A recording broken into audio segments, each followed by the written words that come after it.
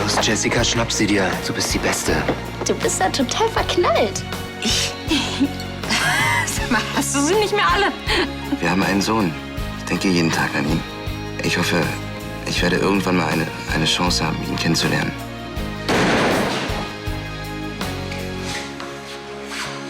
Sie haben meinen Vater umgebracht. Tim Sander.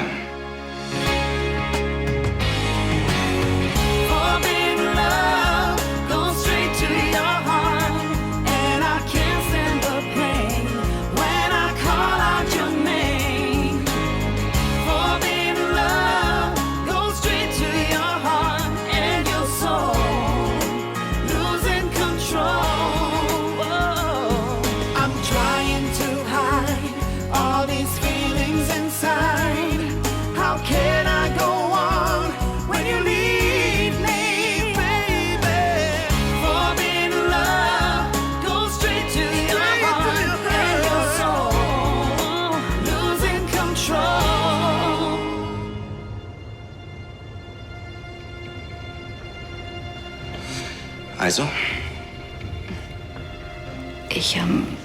Ich weiß nicht wirklich, wovon Sie sprechen. Wären Sie so freundlich, mein Büro zu verlassen? Sie haben meinen Vater auf dem Gewissen. Entschuldigung, das ist lächerlich. Ach so, ja. Und warum sind Sie dann so nervös?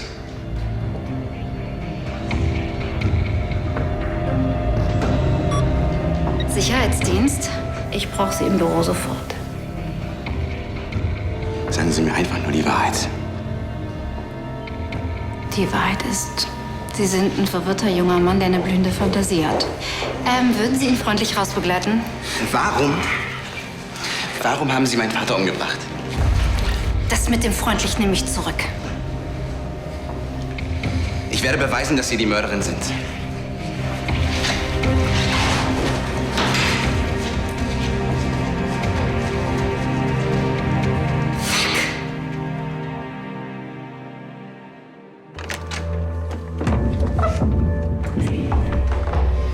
Das hättest du nicht tun sollen.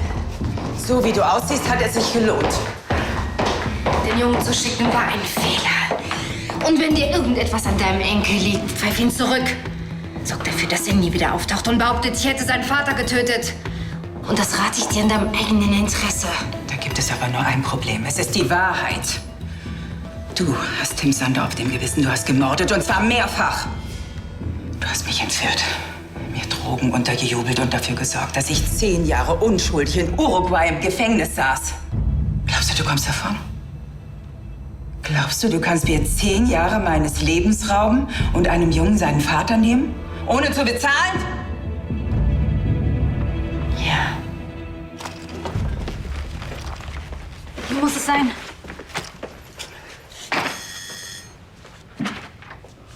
Hereinspaziert. Warum habt ihr nicht angerufen? Ich hätte euch vom Flughafen abgeholt. Wo ist Timo? Unterwegs. Aber doch nicht bei dieser Tanja. Jetzt macht euch keine Gedanken. Er hat eingesehen, dass er sich mit dieser Dame nicht einzulassen hat. Bist du sicher?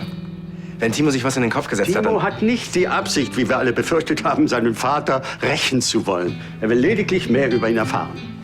Und wo ist er jetzt? Also ich meine Timo. Naja, ich denke schon, dass er das erst mal verarbeiten muss. Jetzt macht euch keine Gedanken. Er kommt sicher bald.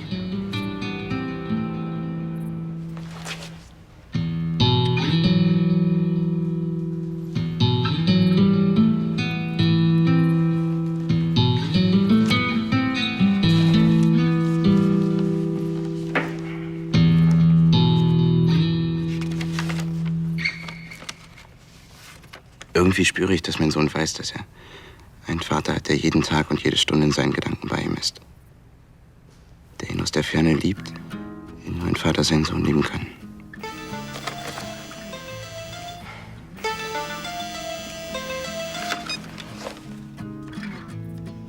Swimming in this moment. Guided by sound. The current strong and rolling. And there isn't any doubt. I think I'm in love. like my heart's exploding over the sun. Schon viel besser. Million lights on. And on Hey. my way to reach the gates, take my hand and point Hey.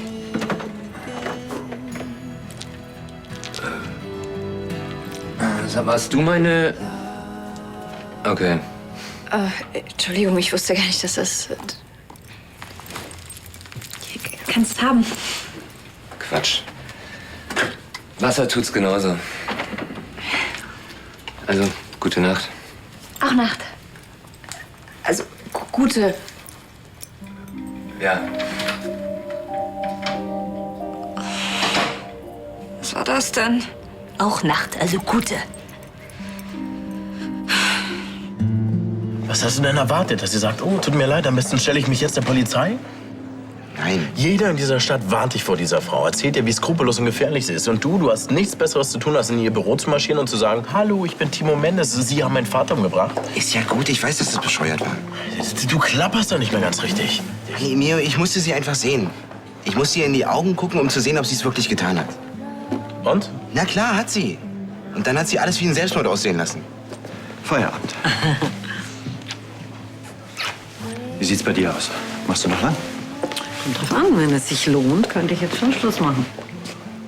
Sag nicht, ich hätte dich jemals enttäuscht. Das sollten wir vielleicht später diskutieren. Herr Kommissar. Ja, da ist er ja. Wie konntest du zulassen, dass Timo zu Tanja geht? Wie bitte? Das kann nicht sein. Was macht ihr denn hier? Wir haben uns Sorgen gemacht um Timo. Wir wussten, dass er zu Tanja wollte. Und was machst du hier? Was ist mit Timo? Wo ist er? Ich weiß nur, dass er zu Tanja ins Büro gegangen ist und sie zur Rede stellen wollte. Jetzt ist genau das eingetroffen, was ich immer befürchtet habe. Tanja hat Timo im Visier. Auf einen schönen Abend. Auf mich? Du hast wirklich keinen Grund, bescheiden zu sein.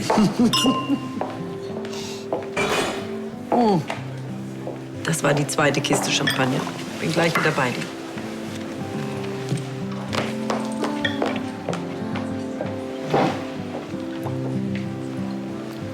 Entschuldigung, haben Sie vielleicht einen Moment Zeit? Sie arbeiten nur bei der Polizei, oder? Ja, aber ich bin nicht im Dienst. Darf ich? Danke. Ich habe da nämlich mal eine Frage zu einem Mord, der so 20 Jahre zurückliegt. Hey. Na, alles klar? Fang nicht schon wieder an, okay? Womit? Siehste, du machst es schon wieder. Was denn? Ich bin gratis gekommen. Ja, ich weiß, sonst hättest du wahrscheinlich mitgekriegt, was hier los ist. Ey, sag mal, wovon redest du eigentlich? Du weißt schon, von wegen ich sei verknallt und so in Dr. Fritsche. Das bist du. Natürlich nicht. Ach, was? Von mir aus kann er ruhig rumtouren hier auf dem Sofa. Hey, von mir aus auch mit der blöden Birne. Du, ich räume sogar auf. Du, Ja, ich unterstütze das, wenn meine Mitbewohner Spaß haben und untenrum ausgelastet sind. Wenn es jemanden gibt, der den Mörder kennt, wie Sie sagen, warum geht derjenige dann nicht einfach zur Polizei? Keine Beweise. Dann würde ich sagen, Finger weg. Alles andere macht nur Ärger und ist unter Umständen sogar gefährlich. Also rein hypothetisch natürlich. Hey, können wir? Ja, klar. Vielen Dank für Ihre Auskunft. Falls Sie irgendwann weniger hypothetisch sprechen wollen, melden Sie sich.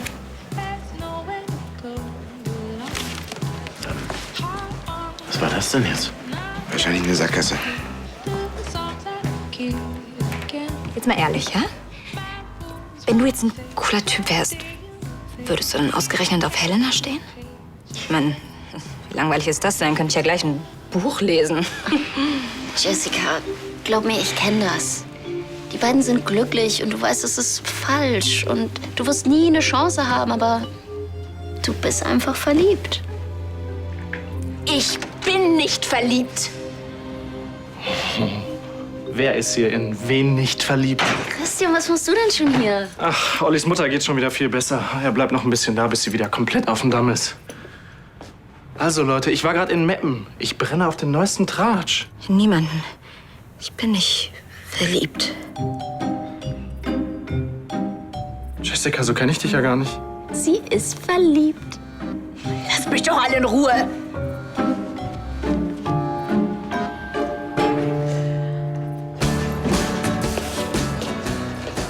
Was soll ich denn jetzt machen? Ich kann die Frau doch nicht einfach davonkommen lassen. Hola, Solcita. Gibst du uns bitte 2 Bier? Klar. Danke. Nee. Ich glaub's ja nicht. Was machst du denn hier? Wie schön. Wir haben uns große Sorgen gemacht, als Timo abgehauen ist. Hey, Timo. Was machst du denn hier, Leo? Ich brauche keinen Babysitter. Ach nein? Darum latschst du auch direkt zu dieser Tanja und haust dir um die Ohren. Sie haben meinen Vater umgebracht. Woher weißt du das?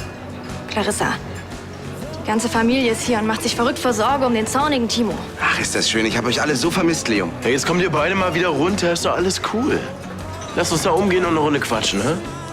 Wir beide bleiben lieber hier unten. Ricardo hat Timo mit Sicherheit einiges dazu zu sagen. Glaubst du, wir müssen Emma jetzt jede Nacht durch die Stadt rollern, damit sie schläft? Wenn's hilft. Also. Dieser Timo Mendes, hat er wirklich was in der Hand gegen dich? Nein, natürlich nicht. Dann sehe ich das Problem nicht.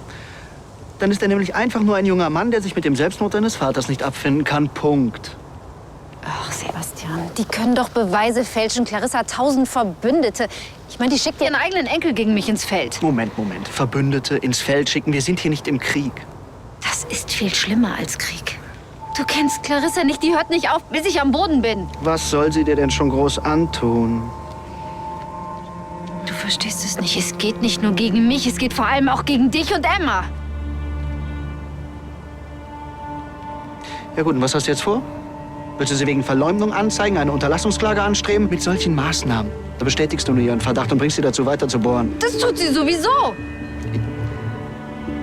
Herrgott, Tanja, warum musstest du diesen Mann auch umbringen? Das habe ich dir bereits gesagt. Er hat mich 3 Jahre lang gefangen gehalten und gequält. Das rechtfertigt aber noch lange keinen Mord. Und Notwehr war das schon mal gar nicht. Kein Gericht dieser Welt wird darauf Rücksicht nehmen.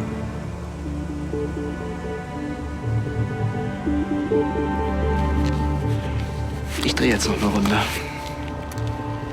Sebastian, schaff mir den Jungen vom Hals.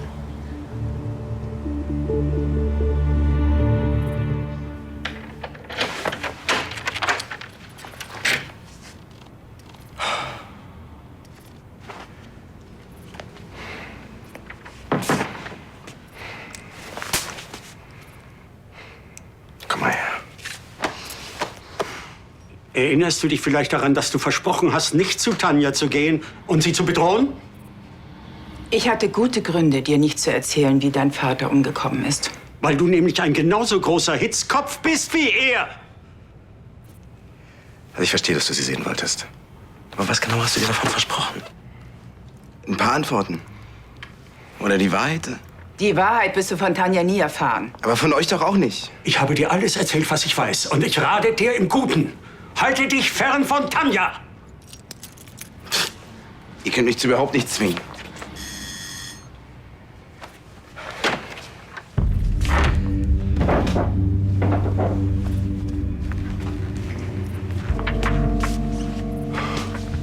Sebastian.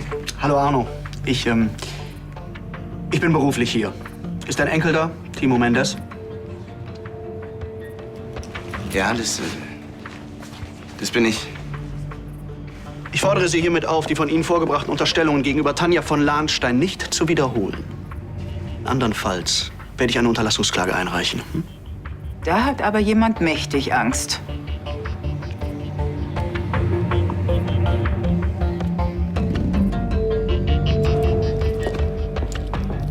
Das werde ich von meinem Anwalt überprüfen lassen. Ach, wozu denn?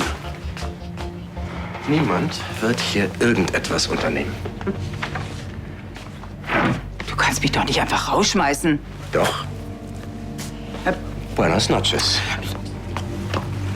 Arno? Buenas noches. Clarissa. Bitte.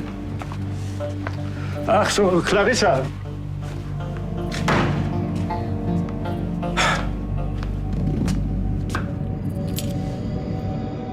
Bitte schön. Dankeschön. Also hat Timo jetzt seine Cousinenphobie überwunden. Jetzt rück schon raus mit der Sprache. Wird es was mit euch oder nicht? Keine Ahnung. Wir wollten uns in Palma zusammen eine Wohnung nehmen, dann wäre das vielleicht was geworden. Und darum wollte ich ja vorher auch reinen Tisch machen. Weiber. Erst elendlang drüber quatschen und sich dann aufregen, wenn es nach hinten losgeht. Wie jetzt? Hätte ich das etwa für mich behalten sollen? Nein, du hast keinen Fehler gemacht. Das reicht schon, wenn ihm die anderen alle die Hucke verlügen. Schade, dass die Sache zwischen Timo und mir jetzt anscheinend doch wieder gegessen ist. Jetzt machst du mal einen Punkt. Du bist das Mädchen, was von zu Hause abgehauen ist, um ihren Vater zu suchen. Ja, und jetzt gibst du auf, weil Timo nicht kapiert, was gut für ihn ist. Du weißt, ich bin nicht leicht zu haben, aber wenn du ihn eifersüchtig machen willst, ich würde mich überreden lassen, mit dir zu knutschen. Hm? Wie sieht's aus? Spinner. So. Aufs Wiedersehen. Auf Wiedersehen. Okay, gehen wir mal davon aus, da ist was dran. Warum verliebe ich mich denn ausgerechnet in den Typen? Ich meine, ich mag den doch noch niemals. Und er ist mit Helena zusammen. Siehst du's? Geschmack hat er auch nicht. Schöne Hände. Und schöne Zähne. Und wenn er lacht, dann werden seine Augen mal so klitzeklein, so richtig süß. Aber er ist trotzdem ein Idiot. Wohnt mit Helena zusammen. Sag mal, kannst du mal aufhören, das ständig zu sagen? Es reicht schon, dass ich sie da hinten die ganze Zeit, nee, nicht das Kitzel schreien hören. Weißt du, wie man sich da fühlt? Wie werde ich das los? Du, mich kannst du da nicht fragen. Ja, du hast doch Erfahrung, du warst doch schon mal verliebt. Ja, du etwa nicht?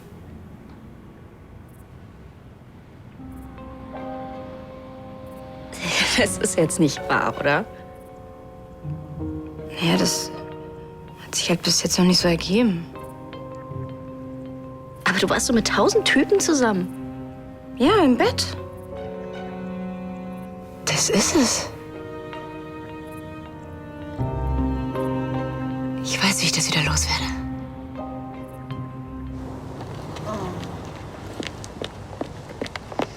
Immer noch unterwegs? Ja. Ich habe zweimal versucht, Emma hinzulegen. Vergeblich.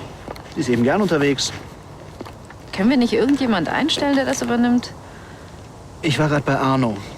Dieser Timo Mendes wohnt wohl zurzeit bei ihm. Und ich habe ihm mit einer Unterlassungsklage gedroht. Danke, dass du das für mich getan hast. Für dich und Emma würde ich doch alles tun. Egal, was die Zukunft bringt, ich bin an deiner Seite. Das habe ich dir vor dem Altar versprochen und daran werde ich mich auch halten.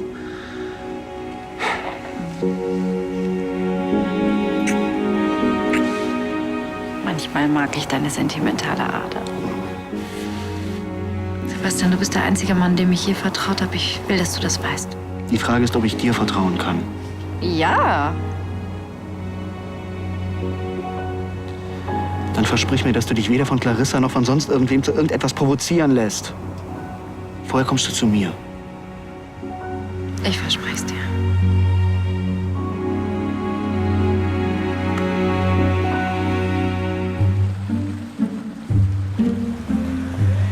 Jetzt noch mal zum Mitschreiben. Du willst ihn verführen. Ja. Während Helena da drin liegt. Ja, nur ein bisschen. Ich will, dass er sich an mich erinnert, an die gemeinsame Nacht mit mir, als ich ihm gezeigt habe, was im Bett so möglich ist. Da kann Helena nicht mithalten. Und danach bist du natürlich nicht mehr verliebt. So läuft es immer. Wenn ich mit ihnen geschlafen habe, dann will ich sie nicht mehr. Erst recht nicht, wenn sie mich wollen. Sex ist mein Heilmittel. Weißt du, das ist eigentlich wie mit der Monatsausgabe der Rope. 4 Wochen lang bist du ganz scharf drauf und wenn du sie dann durch hast, willst du sie nicht mehr. Du bist verrückt. Denk doch, was du willst. Ich jedenfalls weiß, was ich mache. Ich auch. Ins Bett gehen. Gute Nacht. Sag mal, was machst du hier für einen Krach? Ich mach sauber. Geht das auch ein bisschen leiser? Nicht, wenn man es gründlich macht. Zuerst feuchtet man es an. Dann reibt man sanft drüber. Und zum Schluss wird kräftig poliert. Toll, und muss das jetzt sein? Muss. Es sei denn, du magst es schmutzig.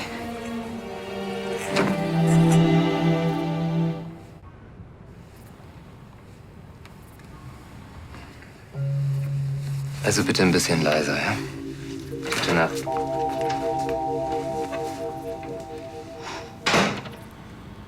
Ich meine, was hat mir die ganze Suche nach Antworten auch gebracht?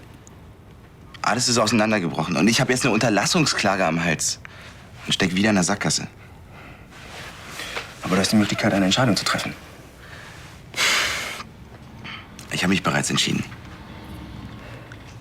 Mein Vater ist tot. Und egal wie er gestorben ist und wer für seinen Tod verantwortlich ist, es ändert sich ja nichts. Aber es war gut, dieser Frau einmal in die Augen zu sehen und ihre Angst zu spüren. Sie hat mehr zu verlieren als ich und ich will mich da nicht weiter reinziehen lassen. Und was dich angeht, du warst immer für mich da und hast mir alles beigebracht. Ja, außer die Sache mit dem Fußball, das hat irgendwie nicht geklappt. Ja, dafür kannst du ja nichts. Keiner ist perfekt. Nicht mal mein Papa. Du musst nicht alle Entscheidungen an einem Tag treffen. Und Timo, kein Vater könnte stolzer sein. So, dann gehe ich mal Arno suchen, damit er auch ins Bett kommt.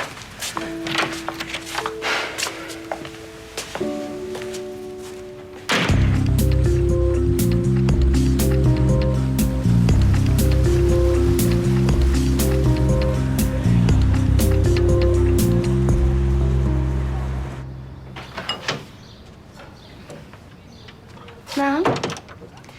Gestern noch ordentlich lange gewienert? Heute Nacht auf dem Clown geschlafen? Nee. Aber gestern jemanden gesehen, der sich zu einem gemacht hat. Ich hätte dir gleich sagen können, dass es nicht funktioniert. Nur weil dieser Schwachmat auf zierliche Brünette steht. Eine richtige Frau ist ja doch gar nicht reif genug.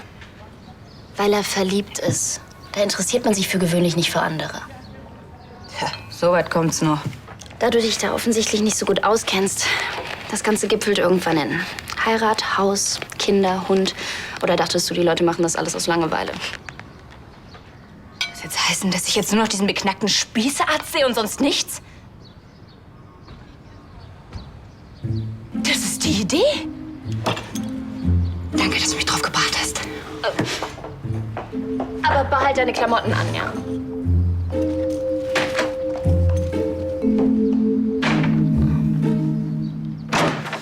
Tanja, hast du mein Handy gesehen?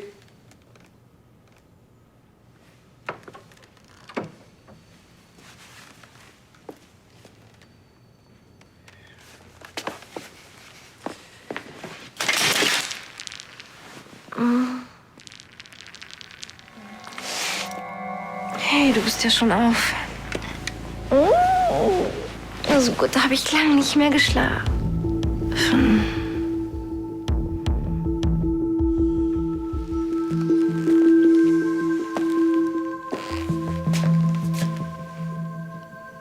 Was hat das in deiner Tasche zu suchen?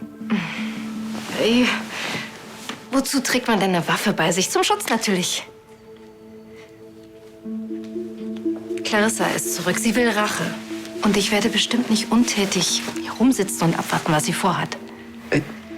Mit solchen Mitteln? Mit allen Mitteln, die nötig sind. Tanja, du bist Mutter, du hast 2 Kinder. Eben. Das heißt, du würdest wirklich damit auf jemanden schießen? Wenn jemand dich, Emma oder Hannes bedroht, ja? Bitte. Du kennst Clarissa nicht und du weißt nicht, wozu sie fähig ist. Ich weiß vor allem nicht, wer du bist. Und wozu du fähig bist. Ach komm schon, Sebastian. Ich hatte nie eine Familie, jedenfalls nicht so wie mit dir. Und wenn sich jemand an dir, Emma oder Hannes vergreift, dann bin ich zu allem fähig. Und wenn Clarissa schlau ist, legt sie es nicht drauf an. Und jetzt sei kein Mädchen und leg diese Waffe zurück in meine Tasche. Ich dachte, wir wären uns einig gewesen gestern Nacht. Das sind wir auch. Ich werde mich nicht provozieren lassen. Du hast nichts verstanden. Sebastian,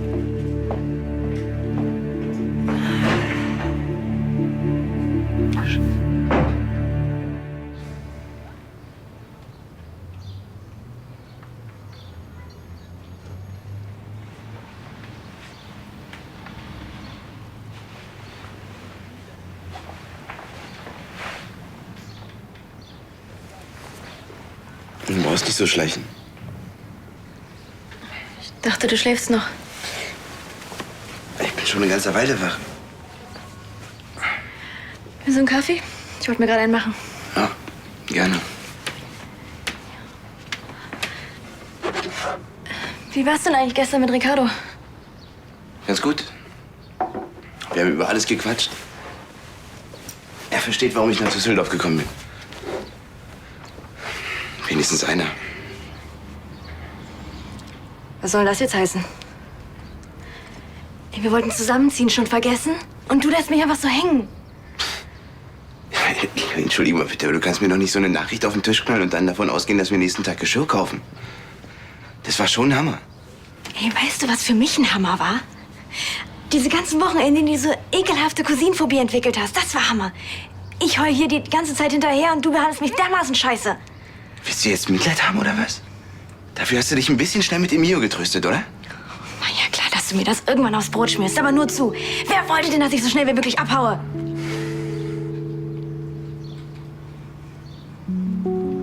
Ich kann das nicht Was jetzt? sauer auf dich sein. Julia hatte von Anfang an recht gehabt. Timo hätte die Geschichte mit Tim Sander nie erfahren dürfen. Wann fliegen die drei dann zurück nach Mallorca? Was ist mit dir? Sieht ja so aus, als wolltest du dich hier einrichten. Willst du wirklich hier bleiben? Für deinen Krieg mit Tanja? Tanja. Tanja wird das Feld niemals freiwillig räumen. Ich habe wirklich geglaubt, dass dir die Zeit auf Mallorca mit deiner Familie etwas bedeutet hat. Diese Zeit hat mir sehr viel bedeutet. Und warum setzt du dann alles aufs Spiel? Du siehst doch an Timo, wohin das führen kann. Weil ich meine Familie raushalten wollte. Ihr Leben ist jetzt auf Mallorca und mein Leben ist hier. Ach, es wird das Taxi sein. Ich fliege nach Paris. Ich gebe ein Interview für ein bekanntes Modemagazin. Bitte versteh mich. Meine Kinder gehen mir über alles. Aber ich hole mir jetzt das zurück, was mir gehört.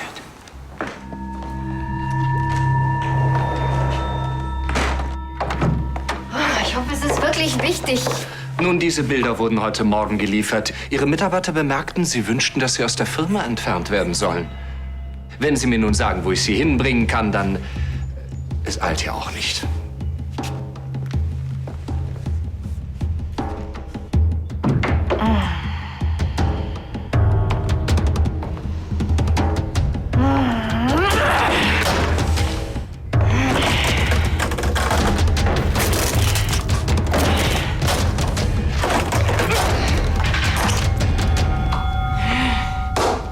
Das weiß doch jeder, dass diese ganze Liebesgeschichte ein rein biochemischer Vorgang ist. Verstehe. Und was heißt das genau? Na, dass der ganze Körper vollgepumpt ist mit diesen ganzen Hormondingern. Und der will, dass du dich verliebst.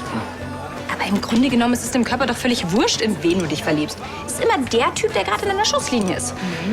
Tja, und wenn das dann mal gerade der Falsche ist, dann... Dann suchst du dir einfach den nächsten. Bingo! Und genau das werde ich jetzt tun. Wir müssen ja, glaube ich, leider los. Oh ja, da denke ich auch. Ja, dann noch viel Erfolg. Danke, werde ich haben. Oh, hallo. So, einmal das Käsefrühstück.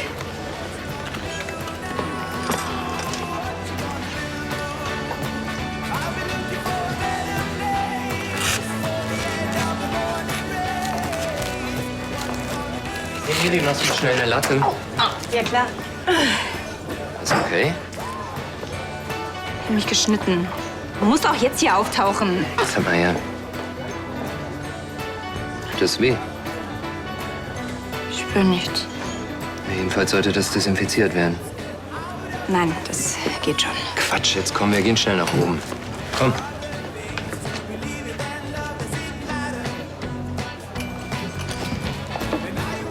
Du solltest mal deine Schuhe arbeiten. Das biochemisches Experiment bist du echt eine Niete. Ist ja auch irgendwie mutig, dass du hergekommen bist. Immerhin hat die Frau einen Menschen umgebracht. Leo, ich weiß nicht, was ihr alle gedacht habt, dass diese Frau mich gleich umhaut, wenn ich bei ihr auftauche, oder was? Ja, schon. Irgend sowas in der Art. Jack. Weißt du was? Lassen wir das Thema einfach. Klar.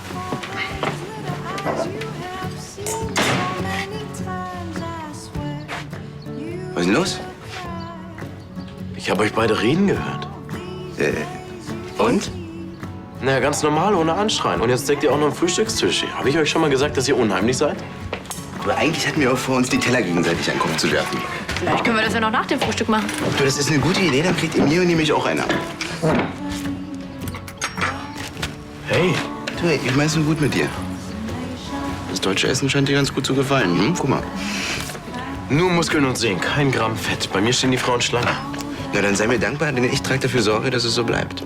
Netter Versuch, aber um mich brauchst du dir keine Sorgen zu machen. Bei dir müssen wir ein bisschen aufpassen. In Spanien kommst du mit deinen blonden Zotteln ja ganz gut rüber, aber Aber was soll denn das jetzt heißen? Überleg dir mal Mallorca, Centro. Unter den Blinden ist der einäugige König, aber jetzt sind wir in Deutschland, da ticken die Uhren ein bisschen anders. Du bist ein alter Rabauke. Und du bist ein Schlingel. Oh Mann, habe ich euch vermisst. Und du solltest aufpassen, was du sagst. Könnte nämlich sein, dass du uns so schnell nicht wieder los wirst.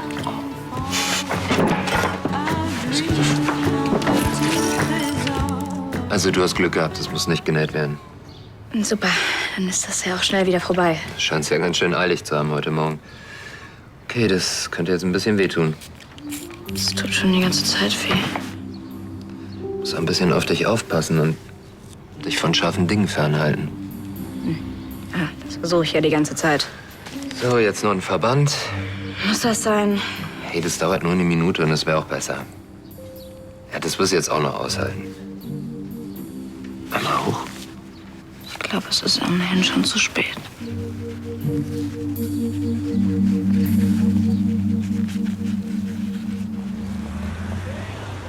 Was genau meinst du damit? Was wollen wir auf Mallorca? Wir sind da zu Hause. Ach ja? Zu Hause?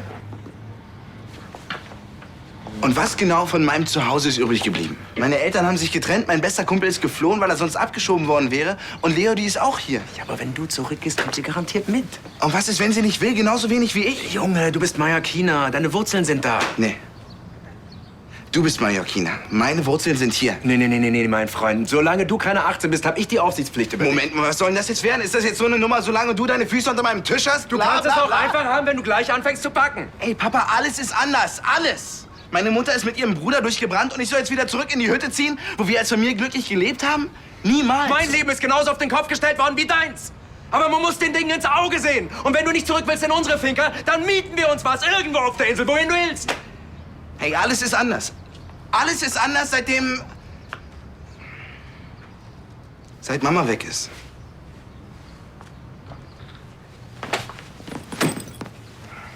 Ich hoffe, deine Entscheidung hat nichts mit Tanja von Lahnstein zu tun. Und deinen bescheuerten Plan, dich an ihr rächen zu wollen. Quatsch, ich hab dir meine Gründe gesagt. Aber wenn du ein Problem damit hast, dass ich nicht mitkomme. Ich glaube, Clarissa ist damit einverstanden, das Sorgerecht für mich zu übernehmen, bis ich volljährig bin. Das ist jetzt nicht dein Ernst. Entschuldigung mal bitte, natürlich ist das mein Ernst. Ihr habt mir 17 Jahre lang die Entscheidung abgenommen. Die Entscheidung darüber, was ich wissen darf und was nicht. Das ist jetzt vorbei. Ist das dein letztes Wort? Papa, wenn du nach Mallorca willst, dann bitte. Aber die Reise machst du ohne mich.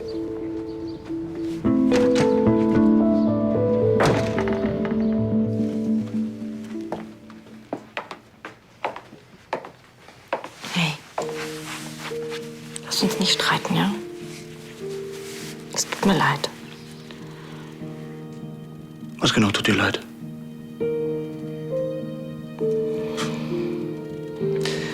Du weißt es nicht mal.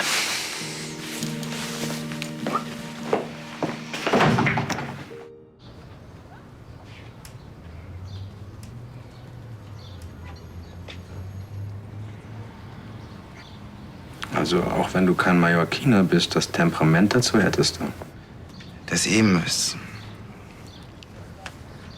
was ich gerade zu dir gesagt habe. Ich wollte nicht so ätzend zu dir sein.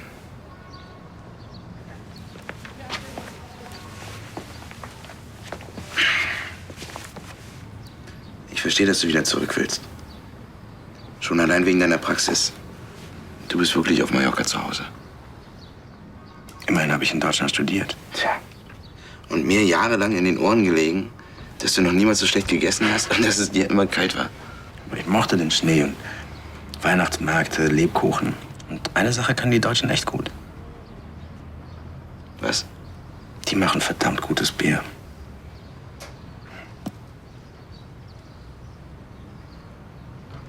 Ich glaube, ich habe das noch nie erzählt, aber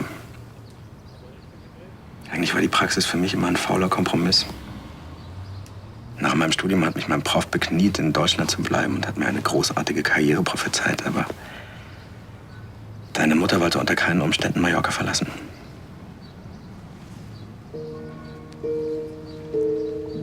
Du bist auf Mallorca geblieben wegen... Es gibt so gut wie nichts, was ich nicht für sie getan hätte.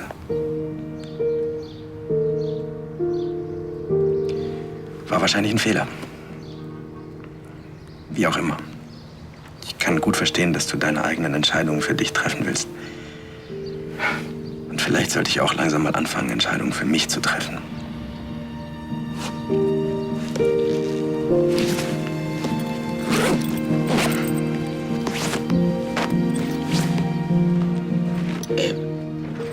Warte mal ganz kurz, soll das bedeuten, du gibst Deutschland noch eine zweite Chance?